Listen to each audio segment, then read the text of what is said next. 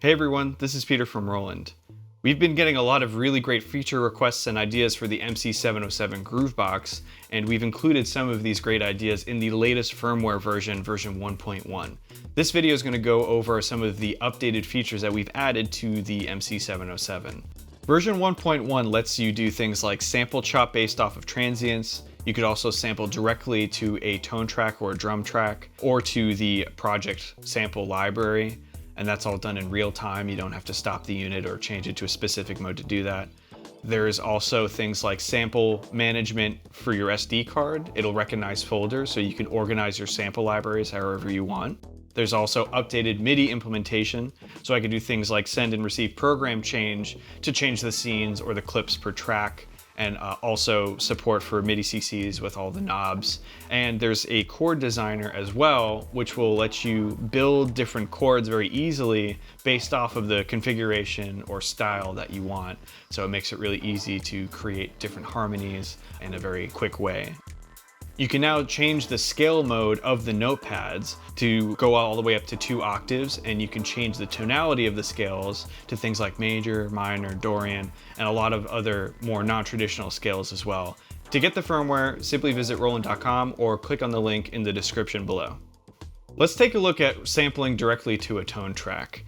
I've got this cool electric kalimba right here made by Ditch Studios going into the Boss MS3 effects router, and I'm getting some cool effects from that, and it's going into the external inputs of the MC-707.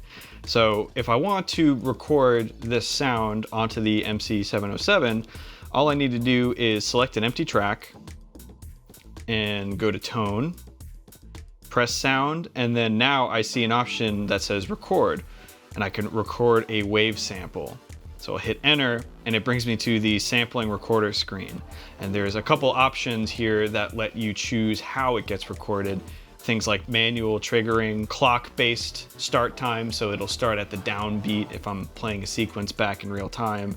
There's also amplitude-based triggering, so if it reaches past a certain threshold, it'll start the recording process. And I can pretty much set it to whatever I want. For now, I'll leave it as enter so I can just manually record it. And press enter.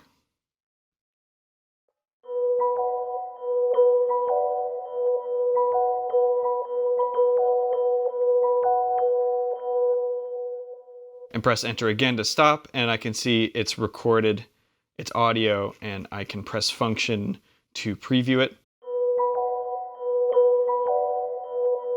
There's also normalize options as well. I can normalize the audio file just by pressing the encoder. And if I go to the next screen over, I can see the transient-based sample slicing options, which I'll get into a little bit later. So I'll pick my start point.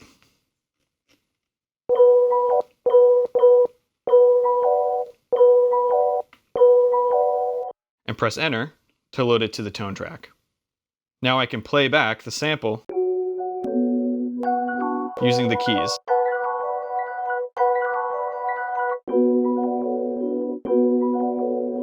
Going into the sound edit screen, I can see it's automatically set to partial 1, and I can use it just like a regular tone, apply things like effects, maybe this lo-fi compressor.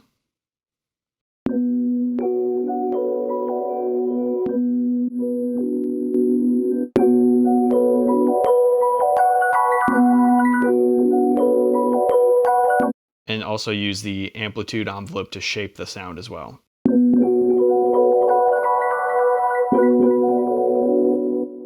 Recording to a drum track is almost identical to recording to a tone track. In this example, I have my MacBook connected to the MC-707 and digitally sending audio over USB into the MC-707 for sampling. So I will create a drum track here and then hit sound, and just like the tone track, I can see there's a record option. Hit enter. I'll set the trigger mode to whatever I want it to be. Set the record source to PC. See how loud we have it.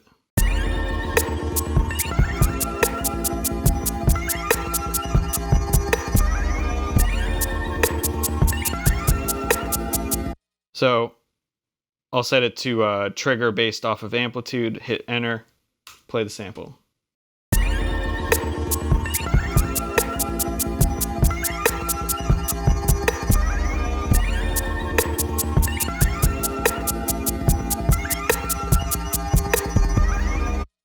So now the audio is in the MC-707. I can press function to preview it.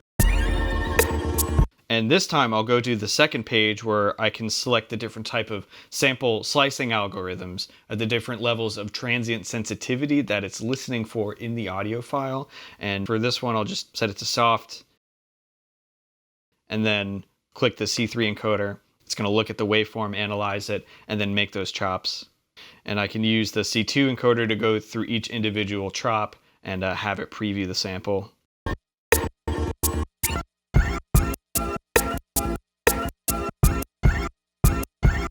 So I can pick one, and then I can pick the drum pad that I want to set it to, and then press enter, and it will dump that slice onto that pad.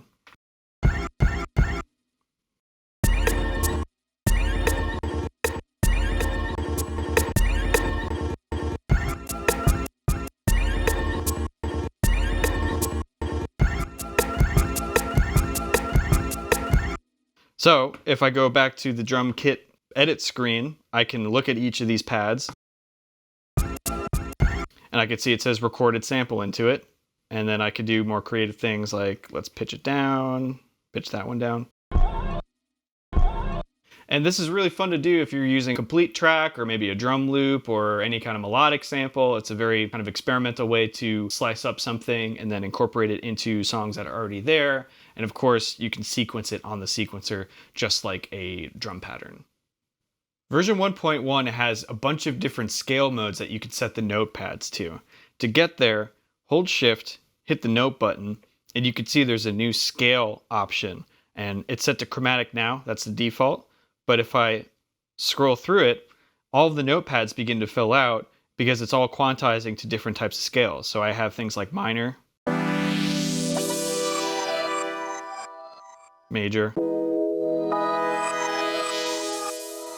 modal types of scales.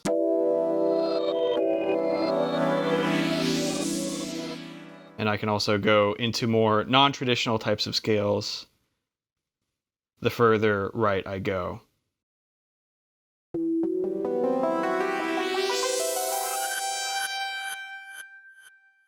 When it's set to a scale mode like this, the way that you change the octaves is by holding note and hitting octave down or octave up.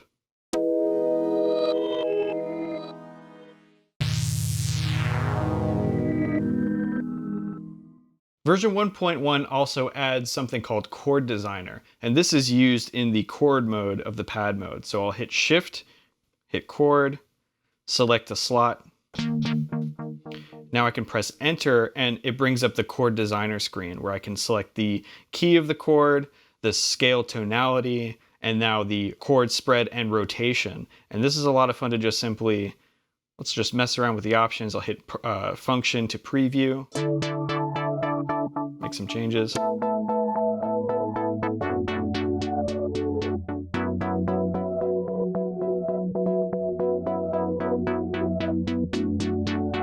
And if I like that, I can hit enter to commit it to that chord slot.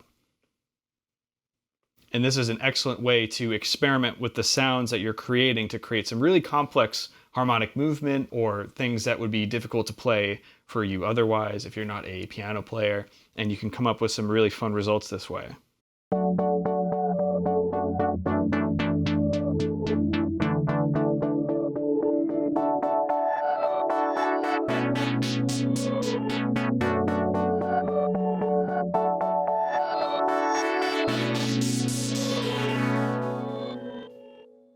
With the 1.1 firmware, the MC-707 now recognizes folders inside of the SD card, so you can structure your sample libraries however you want. It'll also recognize folders within folders, so you can really fine-tune how you structure your sounds on the SD card. Just like the previous firmware, you can select WAV file when you're creating a tone or drum track, and then you can now use the left and right arrow keys to navigate between the different types of folders that you have available. So you can pick and choose a sound that you want, preview it, and import it to either tone, drum, or looper track. Version 1.1 of the MC-707 firmware updates the MIDI implementation, so you have control over the send and receive of the control knobs on the front of the panel, and you can also send program change to change clips and to change scenes. So let's see what that looks like in practice. I've got the A500 Pro here with program changes set up on these buttons here to change the scenes, and I have these pads here to change the drum pattern of track 1.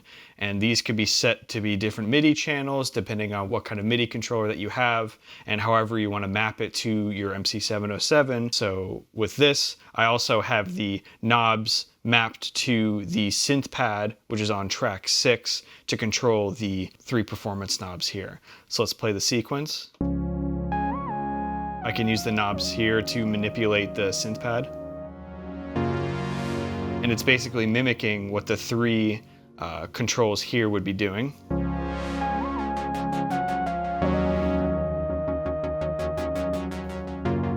And I can bring in a drum pattern by using the pad here.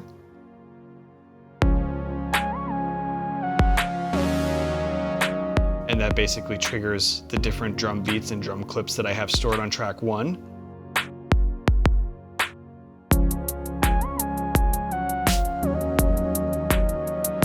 And now I'll trigger a scene change using the program changes stored on these buttons here.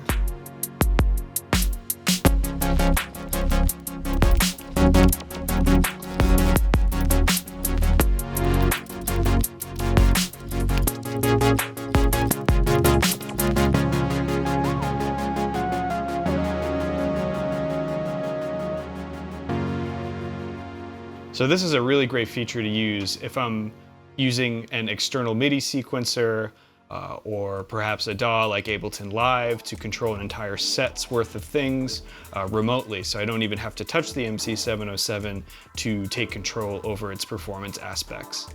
These features are included in version 1.1 of the MC-707 firmware. To get it, like I mentioned earlier, go to roland.com or check out the link in the description below. Thanks for watching.